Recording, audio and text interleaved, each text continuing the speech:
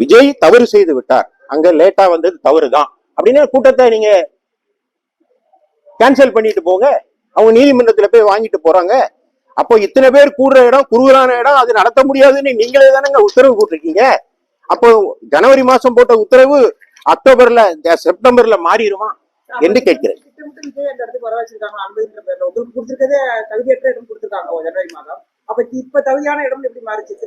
அதனாலதான் நான் சொல்றேன், இதுல சதி ஏதோ இருக்கு.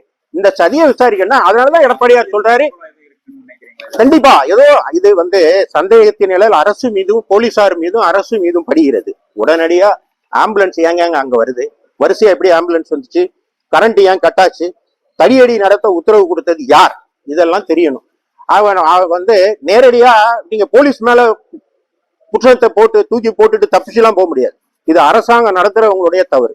இப்போ தவறு நீங்க அரசாங்கத்தை தானே குற்றம் சாட்டுறீங்க.